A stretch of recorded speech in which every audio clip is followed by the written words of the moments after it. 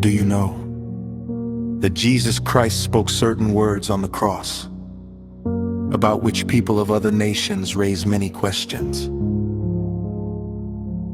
I know, many words must already be coming to your mind. Every word of Jesus is precious. Whether it was spoken on the cross or throughout his life and teachings, each of his words is as priceless as diamonds and pearls. Today, I am going to answer one such question in your lives that will be very helpful for your spiritual life. It is the height of ignorance that the people for whom Jesus gave his life do not even understand his teachings or his worth. There are also some people and nations who consider the teachings, sacrifice, and miracles of Jesus as something ordinary, and they do not even try to understand his authority. It is written, "I commit my spirit into your hands." Now here the ignorance is such that a foolish person interprets it only in this way.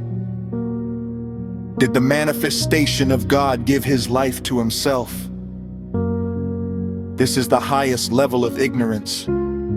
The first and most important point to consider is this: Jesus Christ was a Jew. This is something that must not be forgotten. When Jesus said on the cross, "Father, into your hands I commit my spirit," it was not an isolated or suddenly invented statement. Rather, it stands within an entire Jewish prayer tradition. It is language that already existed in the Psalms. The real point is this: in Psalm 31 verse 5, these words were already present. "Into your hands I commit my spirit." This means this statement is not a new religious formulation, but part of the worship language of the Old Testament. In Jewish tradition, the Psalms were not just poetry. They were used in worship prayer, and especially at moments of life and death.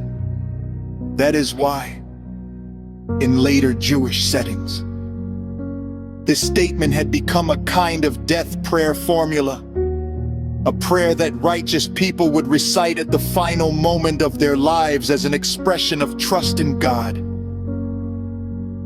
If we look at the historical background during the period of Second Temple Judaism, similar language appears repeatedly in accounts of the deaths of martyrs and righteous people, that their lives are being entrusted to God. In 2 Maccabees chapter 7, when righteous people are killed under oppression, their attitude is the same. They consider their lives as a trust from God and return them back to him. The concept is very clear: life is given by God, and at the time of death, that same life is entrusted back to him. In later rabbinic tradition, this idea continues that the neshama of the human soul or breath is a trust from God, and at death it returns to him. This concept had already been given a prayerful form in Psalm 31 verse 5, which was commonly used in Jewish worship. Now, when we look at the words of Jesus in Luke 23:46, it is a direct recitation of that same psalm in the Greek text. The word pneuma is used, which is not limited to a philosophical idea of the soul, but also means life, breath, and life force. Therefore, the basic meaning is this: a person is entrusting their life back to God, who had given that life. An important point here is this: Modern historical and critical scholars such as Raymond E. Brown, E.P. Sanders, and Dale Allison agree that this statement is fundamentally a psalm-based dying prayer. According to them, it is not making any new metaphysical claim that God is dividing himself into another being. Rather, it is an expression of complete trust in God by a righteous person. Therefore, from a historical perspective, this is a continuation of Jewish prayer tradition, not a new doctrine. It is language of trusting God at the moment of death, not a philosophical division between God and man. This statement does not originally present any new doctrine nor any unique divine claim. It is the same language found in the Psalms, used in worship and expressed by righteous people at death as hope, trust, and surrender. This does not mean that if Jesus is the manifestation of God, then to whom is he entrusting his spirit? Rather, in Jesus, both human and divine nature are present, and the Bible itself bears witness to these two natures. Now you have heard this message, including the Bible verses, and also understood the Jewish belief behind it.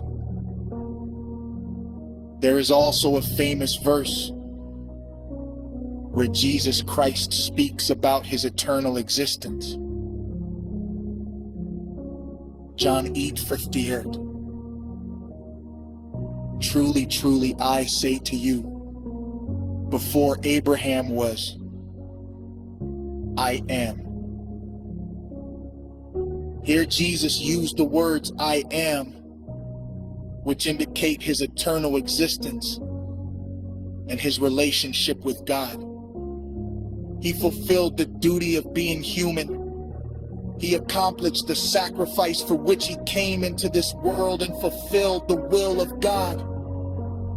This clearly shows he was the Son with full authority, and by living among humans, he taught us how a person should remain faithful to God.